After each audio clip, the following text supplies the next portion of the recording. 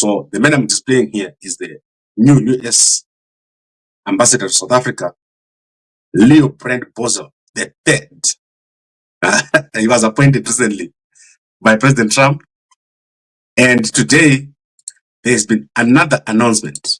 Yesterday, we announced the military being told to leave America.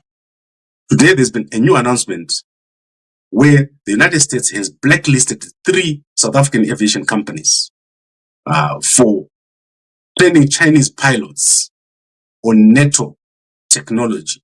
So instead of just doing whatever they need to do, the South Africans, through their 3 companies based in Mossel Bay, which are linked to the TFSA or the training for aeroplanes, have taken the Chinese and shown them how to use NATO systems and how NATO operates. The 3 companies are linked. There's Ascenso Aviation, Blue Sky Aviation, and Wingman Concept. The 3 companies are also under investigation by the UK, Australia, and New Zealand for the same thing. Crazy stuff. I do not know why South African companies think they can do such a thing. America is very, very strong, and you should be friends with America. That's what I always tell people. Be friends with the Americans. They are the home of capital. So if you want to have capital, do and work with the Americans. There's no other way out of it. The other countries, they give you nothing.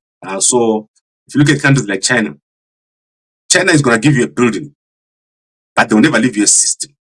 So that is the biggest problem. Countries like China, India, all those countries, they never focus on systems. And whatever they leave you doesn't last.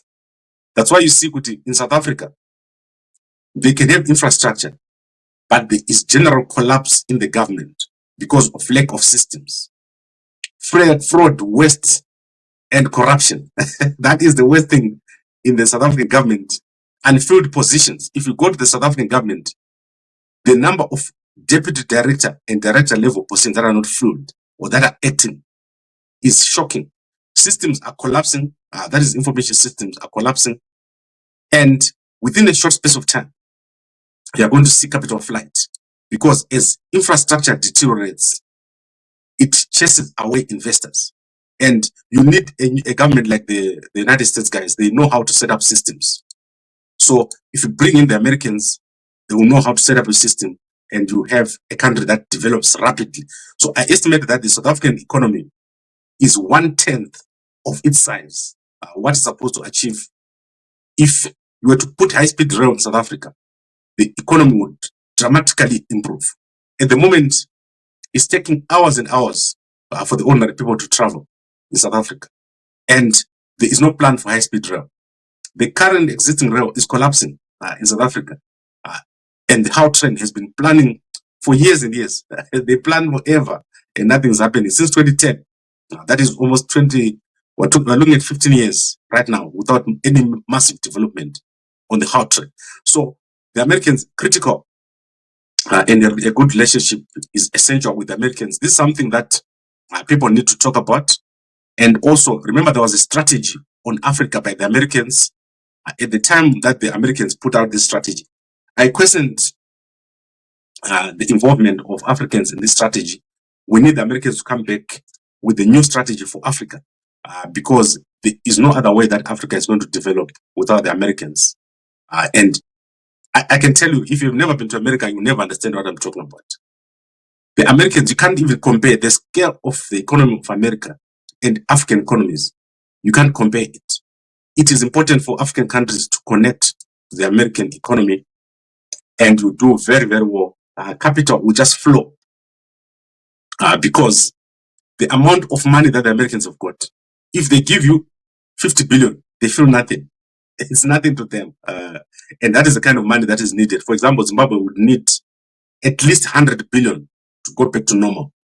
That is what you need in Zimbabwe, just to rebuild the existing infrastructure and to set up the country as a normal economy. You need at least 100 billion for rail, for bridges, for roads, for new cities, and also just to set up new systems for the government. The government of Zimbabwe has collapsed.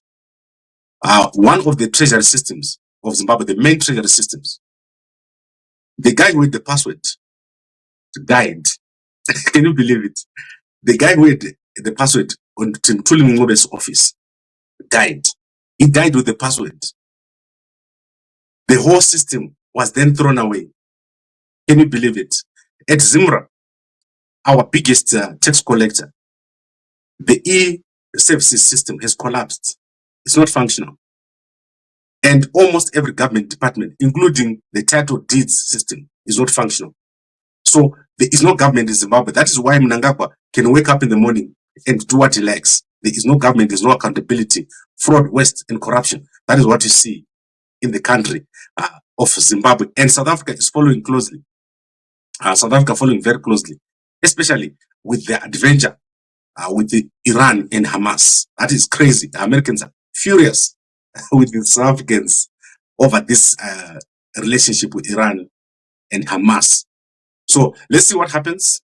As I said, 3 aviation companies today blacklisted.